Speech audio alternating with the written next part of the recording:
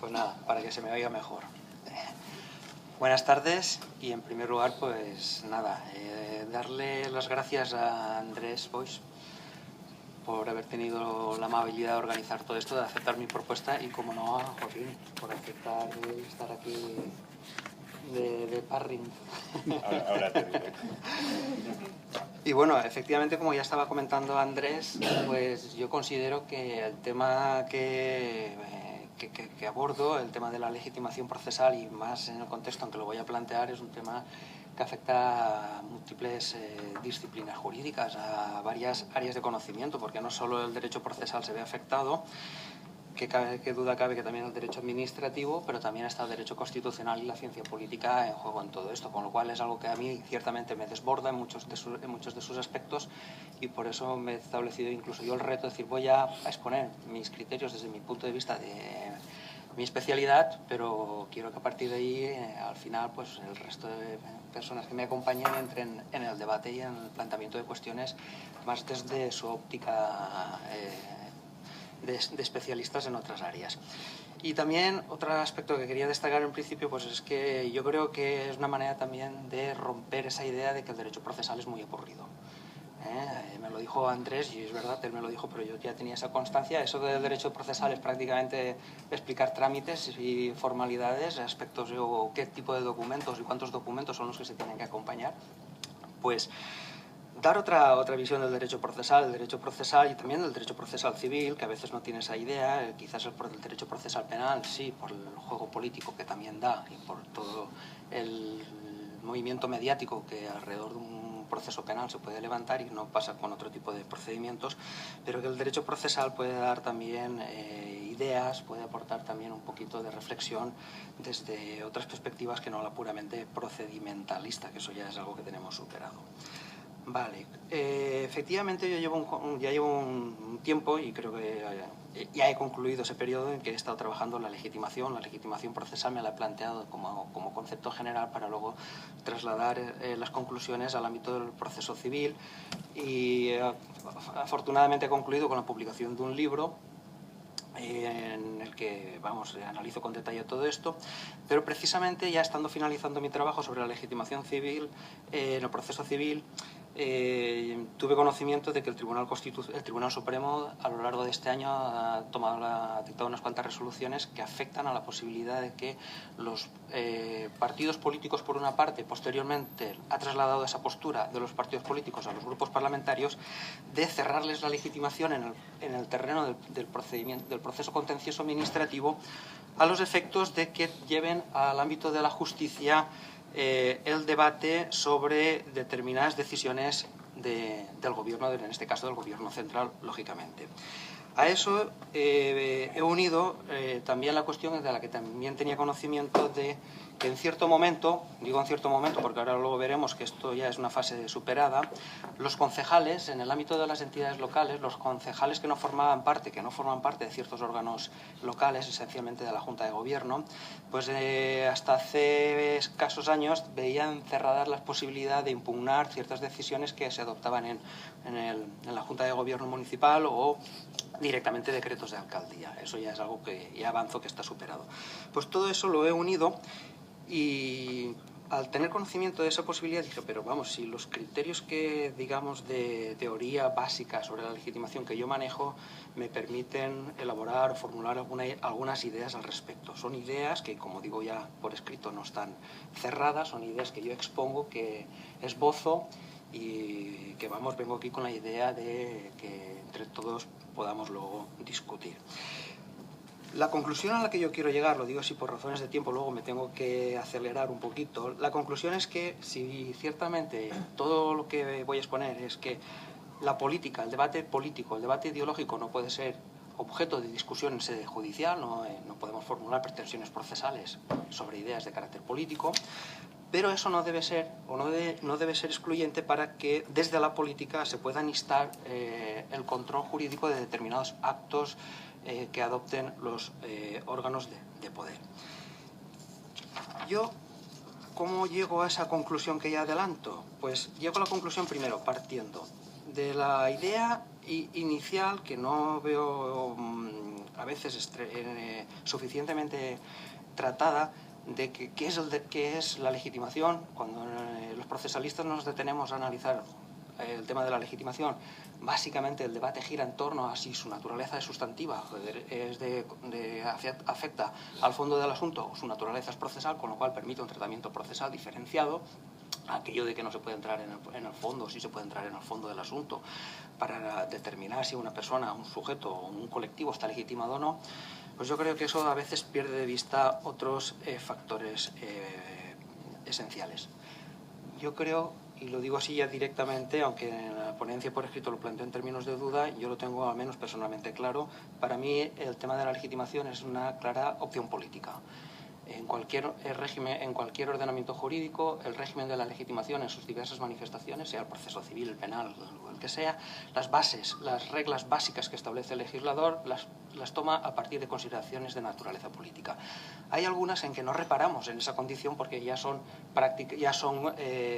claras, forman parte de nuestro acervo jurídico.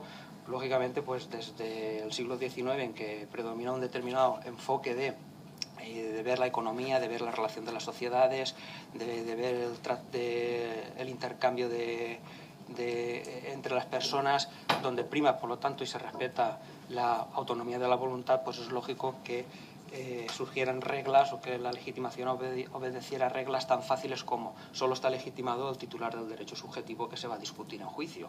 Pues lógico, pues eso en el siglo XIX era una razón básica en aquel contexto sociopolítico. Luego, en el siglo XX, pues si empezaremos con esa misma filosofía, con ese mismo planteamiento, a lo largo del siglo XX pues ahí irán apareciendo y irán surgiendo fenómenos que desde el análisis político podremos observar cómo la legitimación va cambiando, y vemos que cuando ya empezamos a romper esa dicotomía de que no solo el titular del derecho subjetivo en juicio, deducido en juicio, puede discutirlo, es porque ahí detrás hay algo más. Hay otro tipo de intereses, ya no solo priman los intereses de esa persona, de ese titular estricto del derecho, y por lo tanto a partir de ahí empiezan otro tipo de consideraciones, y es preciso ser conscientes de que ese tipo de reglas de apertura de la legitimación obedecen a ese tipo de consideraciones. Eso plantea un reto desde el punto de vista técnico-procesal. La discusión de la legitimación como cuestión sustantiva o como cuestión procesal va estrechamente vinculada hasta qué punto que el sujeto legitimado esté en juicio va a condicionar o no la estimación de la pretensión procesal. No que se entre en el fondo, no solo como cuestión de apertura a la discusión de la pretensión procesal, sino también si estás tú legitimado, y solo si tú estás legitimado y estás presente en el juicio, será condición sine qua non para la estimación de la pretensión formulada. Yo analizo en otros trabajos míos cómo hay muchas situaciones en las que ni de lejos la estimación de la pretensión procesal está condicionada a que en juicio esté presente el titular exclusivo del derecho subjetivo, ¿no?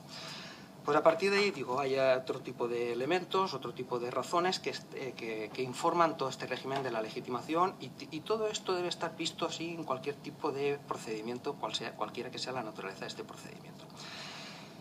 Bueno, por lo tanto, veo que en otros países y también en el nuestro, algunos autores han sido más atentos a valorar la legitimación desde esa perspectiva, desde el valor sociopolítico, y yo añado otro elemento, que es el valor, digamos, cuantitativo, desde la pura óptica de que el legislador tiene que estar muy atento a abrir las reglas de legitimación a qué consecuencia puede tener eso de sobrecarga de trabajo del sistema judicial. Situaciones de apertura muy flexible puede comportar que haya muchísimas demandas, muchísimas peticiones de acceso a los tribunales por determinadas materias, con lo cual el legislador debe de operar también desde ese punto de vista con mucha cautela a la hora de definir qué sujetos no titulares del derecho subjetivo a discutir podrían venir a juicio a poner en conocimiento una posible vulneración de ese derecho. Por lo tanto, ese es otro factor. Pues, por lo tanto, la legitimación tampoco obedece a una regla estricta técnica de correspondencia entre el derecho sustantivo, el derecho material que se va a discutir en juicio y quien está provocando el juicio al respecto. Eso me lleva a que, por lo tanto, la legitimación la tenemos que observar desde otras perspectivas. A partir de ahí, yo entiendo, deduzco, y no es una aportación personal mía, sino que la recupero, la extraigo de otros autores, incluso de autores clásicos del derecho procesal, de Carneluti, por ejemplo, donde para analizar la legitimación siempre hay que distinguir dos aspectos: lo que es el interés legitimante y lo que es el interés litigioso. El interés litigioso siempre es aquello que constituirá sobre lo que versará el objeto del proceso. Y a partir de la determinación de qué es ese objeto litigioso, tenemos que establecer o detectar y analizar lo que son las situaciones de interés legitimante. Las situaciones de interés legitimante básicamente vendríamos a decir que son referencias a determinadas posiciones jurídicas, posiciones sociales que se ocupan en el contexto de una determinada situación jurídica en concreto, que de alguna manera, en razón de ocupar esa posición, te habilitan para acudir ante los tribunales instando el ejercicio de la potestad jurisdiccional.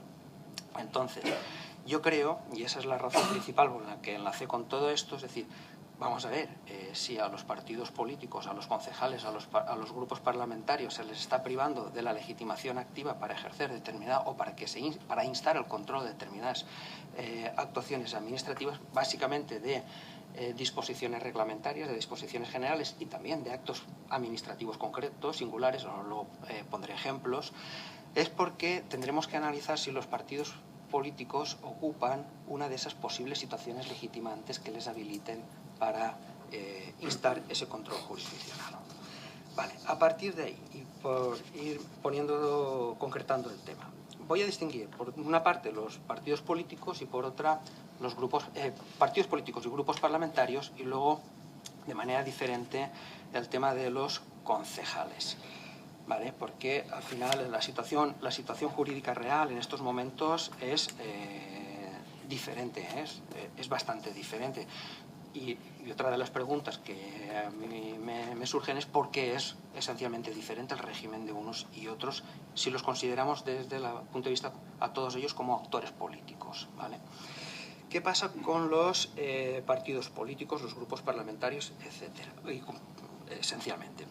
Vamos, el tema de los partidos políticos, expongo partidos políticos, pero tenéis que trasladar ese régimen, exactamente ese régimen jurídico a los grupos parlamentarios, aunque los grupos parlamentarios han encontrado con un problema adicional, que es el de si tienen o no capacidad procesal, que el Tribunal Supremo les ha negado capacidad procesal. No voy a entrar en esa cuestión, pero eso es incluso hasta más sorprendente todavía.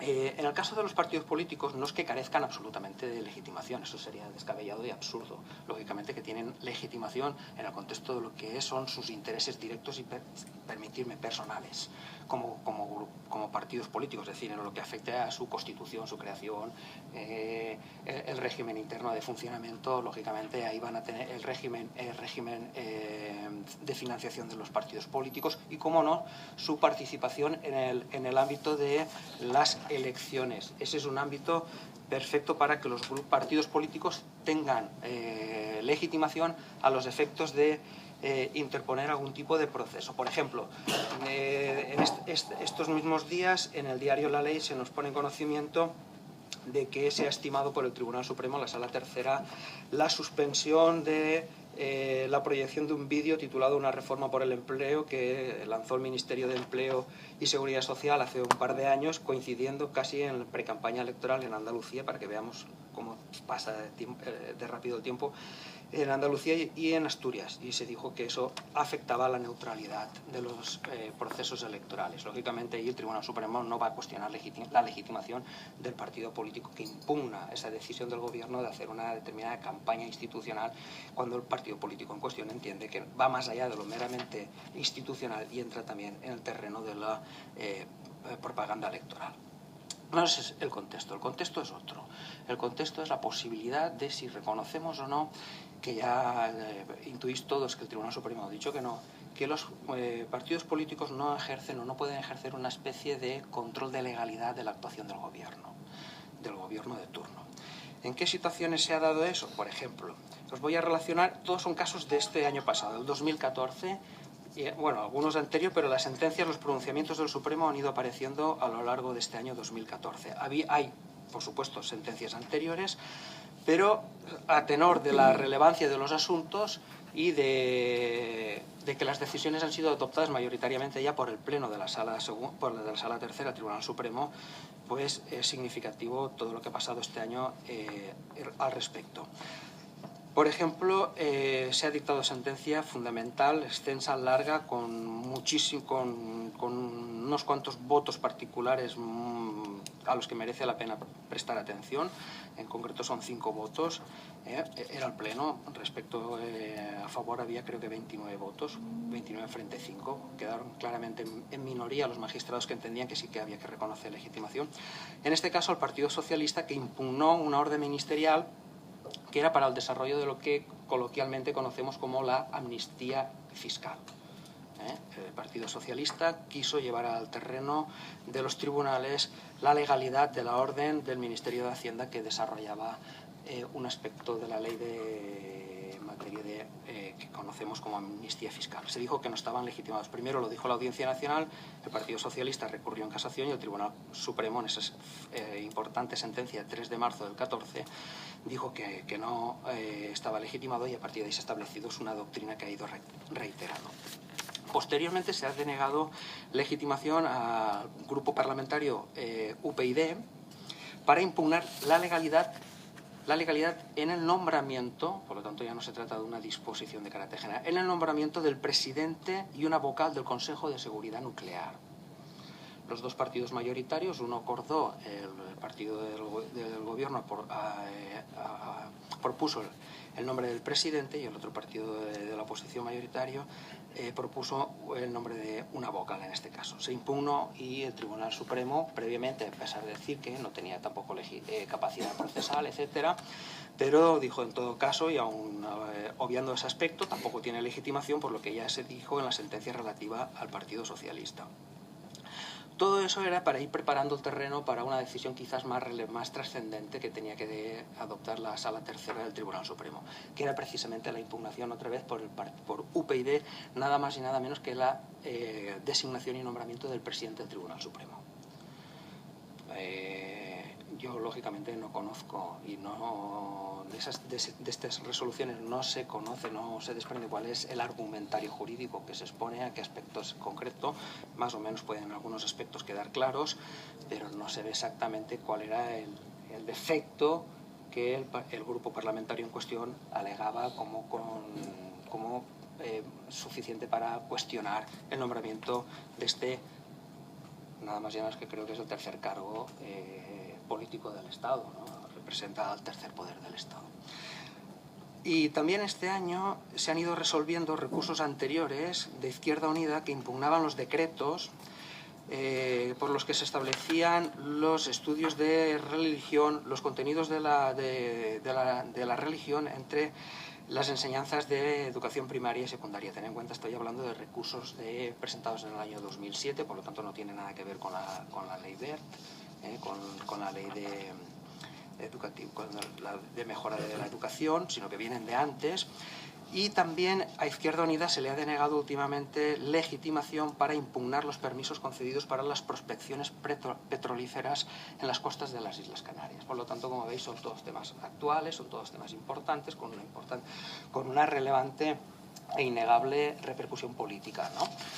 ¿Cuál es el argumentario del Tribunal Supremo? El Tribunal Supremo ya echa mano de unos criterios que ha ido estableciendo a lo largo de una jurisprudencia ya más o menos consolidada, que recopila en estos últimos pronunciamientos. Es, primero, negar la existencia de una acción popular a los partidos políticos.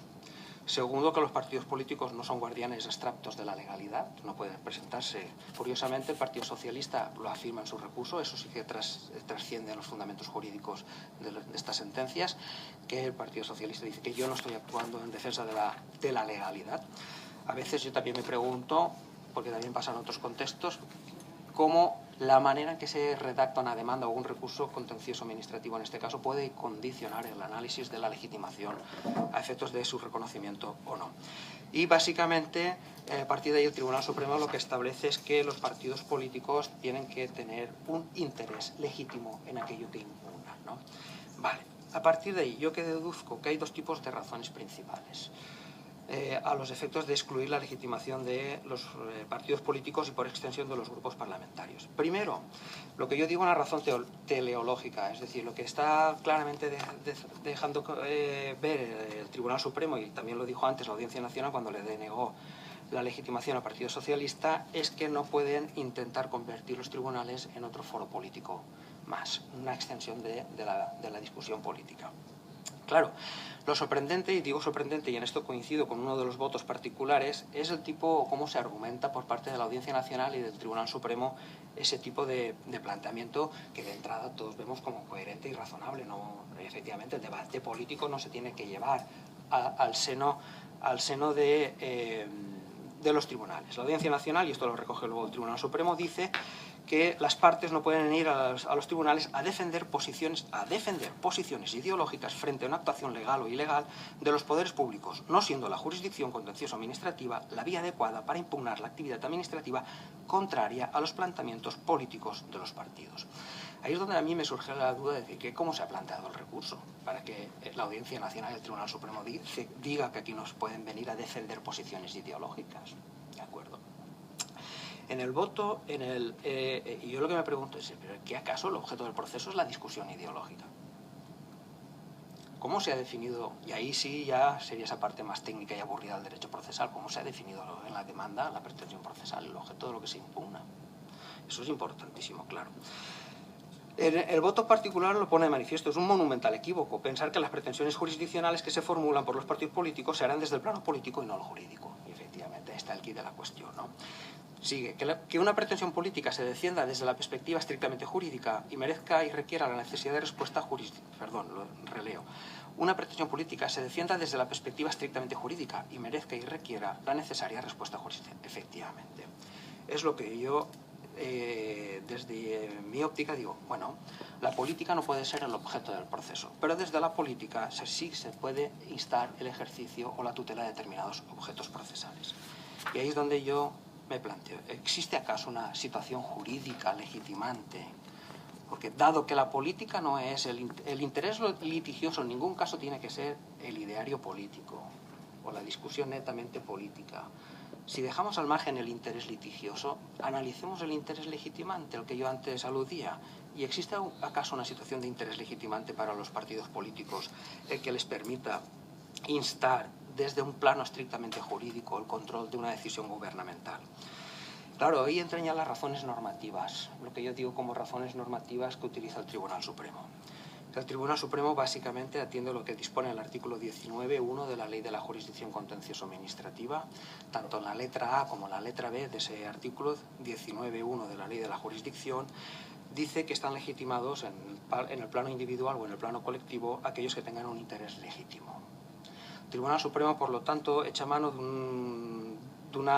un criterio archiconsolidado, no solo en su doctrina, sino también por el Tribunal Constitucional, que es que haya una relación unívoca entre el sujeto y el objeto de la pretensión. Una conexión específica. Dice, una conexión específica con su actuación o funcionamiento como partido político.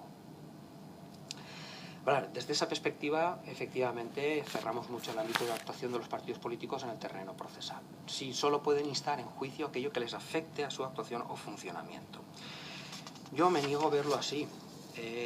Insisto, puedo estar equivocado, yo por eso vengo aquí a plantearlo.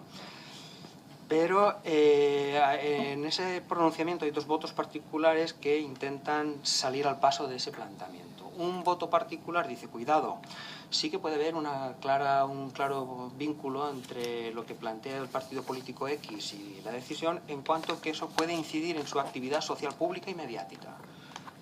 La Audiencia Nacional lo dice más directamente. ¿Qué buscáis? ¿Rédito político? Y la Audiencia Nacional dice, el rédito político no es objeto de tutela.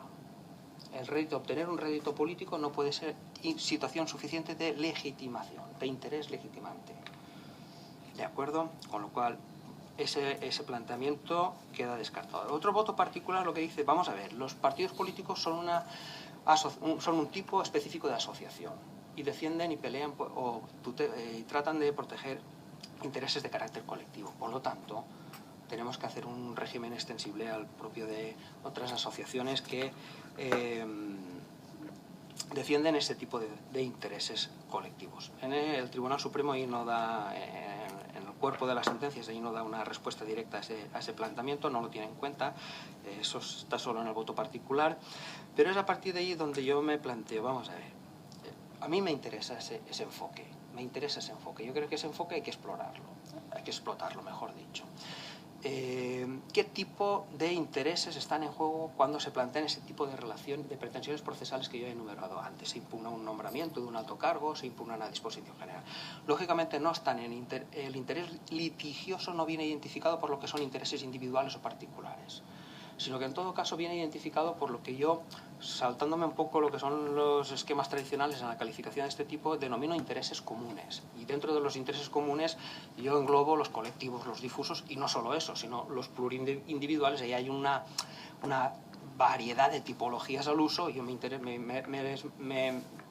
desmarco y opto por utilizar el término más genérico y global de intereses comunes, porque, por ejemplo, en materia de propiedad horizontal, cuando los inquilinos de un mismo edificio quieren actuar judicialmente, también actúan movidos por un interés común como mínimo, común. No formará parte de lo que el artículo 11 de la ley denomina interés colectivo ni difuso, etcétera, etcétera, pero por ahí creo que en ese contexto general. Por lo tanto, están en juego intereses comunes. Entonces yo hago el siguiente planteamiento. Vamos a ver, si cogemos uno de esos supuestos que he enunciado antes, el de la designación de los miembros del Consejo Nacional de Seguridad Nuclear, me planteo ya, dado que no lo están los partidos políticos, posibles sujetos legitimados. Y pienso, ¿grupos ecologistas? No. Pero de entrada me parece que los grupos ecologistas no es algo tan descabellado plantearlo. Pero o partamos de la hipótesis de que sí que le permitimos a los grupos ecologistas impugnar ese tipo de designación, ¿no? U otro tipo de decisiones que afecten al medio ambiente. Que se dicte una disposición de carácter general en materia medioambiental. Hay un grupo ecologista, creo que de entrada podríamos decir que sí. Si es una asociación que se define ecologista, entre sus objetivos, sus fines sociales, está la de la defensa del medio ambiente, también, no solo en sede administrativa, sino también en judicial, lógicamente. Y yo me planteo, ¿qué acaso los grupos ecologistas, cuando recurren a los tribunales, igual que lo hacen las asociaciones de consumidores, cuando recurren a los tribunales, lo que están poniendo en juicio es el ideario ecologista? ¿Ellos van allí a plantear un debate desde el punto de vista del ideario que les mueve como colectivo? No. Ese es el trasfondo. Ese es el interés legitimante. Pues igual que un partido político, el interés legitimante es su actividad política. Eso es un aspecto. ¿Acaso un grupo ecologista o una asociación en materia de consumidores, cuando impugna, por ejemplo, se recurren, ahora en materia se impugnan acciones preferentes, que tanto juego ha estado dando a determinadas asociaciones? ¿Acaso le podríamos decir que la resolución que se dicte les va a afectar en cuanto a asociación de consumidores? En absoluto, ni en cuanto a su organización y funcionamiento. Allí no está en juego nada que le afecte como persona o entidad jurídica. Está en juego aquello que ellos tienen por objeto proteger. Por lo tanto, yo entiendo que cuando hablamos de los partidos políticos, lo que está en juego también es no su funcionamiento como tal, sino aquello que ellos pretenden, pero lógicamente aquello que ellos pretenden defender. Pero lógicamente la defensa la tiene que hacer desde parámetros estrictamente jurídicos. Hasta ahí, yo creo que esa es la condición básica, ¿vale?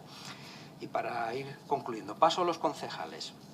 En el tema de los concejales, el planteamiento queda más fácilmente resuelto porque, como he dicho, en un principio solo se permitía, en definitiva, el artículo 20 de la Ley de la Jurisdicción Contencioso Administrativa, la letra A, dice que en cuanto se trate de sujetos que pertenezcan a órganos de carácter administrativo, no están legitimados, salvo que expresamente sí se contemple en una ley. La Ley de Bases de Régimen Local establece el artículo 63.1b que los concejales que voten en contra en el pleno o en los órganos locales en los que participen, ellos están legitimados, ¿vale? Por lo tanto, la condición para estar legitimado era haber votado en contra. En la práctica se han dado muchas situaciones de concejales que no forman parte de esos órganos locales y han querido impugnar las decisiones adoptadas en sede judicial. Se encontraban con el rechazo de por parte de la jurisprudencia en aplicación directa de estos artículos, hasta que el Tribunal Constitucional, en sentencia 173/2004 de 18 de octubre, cambia radicalmente el régimen. Como dice María José Alonso, que no está, pero la cito y tenéis a su disposición el trabajo, lo que hace el Tribunal Constitucional, y yo también lo veo así, es crear una regla de legitimación que no está en la ley. Crear una regla de legitimación distinta y además establecer una excepción de la excepción, ¿vale? Porque a partir de ahí el Tribunal Constitucional, nada más y nada menos, dice, resumiendo, que todos los concejales están legitimados para impugnar cualquier tipo de decisión que se adopte en esos órganos de las entidades locales y también los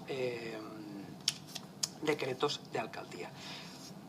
Si esa es la razón, si esa es la conclusión, quizás lo más importante de destacar es qué motiva al Tribunal Constitucional a reconocer esa legitimación amplia a cualquier concejal en un ayuntamiento o en una diputación, porque también hay sentencias que la hacen extensibles a los diputados provinciales, este mismo tipo de legitimación. Y nada más y nada menos dice que su legitimación no está o no se residencia en un interés por la legalidad, es decir, no se trata de un control a la legalidad, sino que se trata de un interés concreto, leo literalmente lo que dice el Constitucional, un interés concreto, dice, inclusive puede hablarse de una obligación de controlar su correcto funcionamiento, el del ayuntamiento, como único medio, a su vez, de conseguir la satisfacción de las necesidades y aspiraciones de la comunidad vecina. Si no está llevando el Tribunal Constitucional esto al ámbito de la repercusión y los efectos políticos, no sé qué es exactamente. Con lo cual, yo veo que aquí el Tribunal Constitucional a los concejales, partiendo de que ocupan un interés legitimante político, les ha concedido legitimación para poder estar discutiendo este tipo de decisiones. Bien, concluyendo. En las conclusiones que pongo por escrito lo digo. Es muy arriesgado decir, no, abramos la legitimación tanto a los partidos políticos con carácter general y a los concejales. Yo sé eso e intuyo cuáles son las consecuencias. La politización de la justicia o la judicialización de la política. Ese es el gran debate, por eso digo, afecta a la ciencia política, está también la discusión de la ciencia política, etcétera, etcétera. Pero no me resisto a concluir porque, a pesar de que la doctrina del Tribunal Constitucional es tan evidente, es tan concluyente en materia de concejales, por ejemplo, todavía hay ayuntamientos, y leo resoluciones de este año pasado, todavía hay ayuntamientos que, y esto entronca con el seminario que tuvo lugar el anterior a este, donde se hablaba de la jurisprudencia como creación de derecho, pues todavía hay ayuntamientos que cuando un concejal recurre y se le deniega la legitimación, el argumento es este. A mayor apuntamiento, el concejal recurrente abona para su mejor derecho las sentencias ya aludidas del Tribunal Constitucional. En este sentido, cabe oponerse a dichos argumentos con base en los siguientes motivos. 1. El precepto en que se ampara el señor concejal tiene plena vigencia y no ha sido declarado por inconstitucional. Se refiere al artículo 63 de la Ley de Bases de Régimen Local, al cual el Tribunal Constitucional le ha dado la vuelta como un calcetín, ¿vale? 2. El órgano encargado de fijar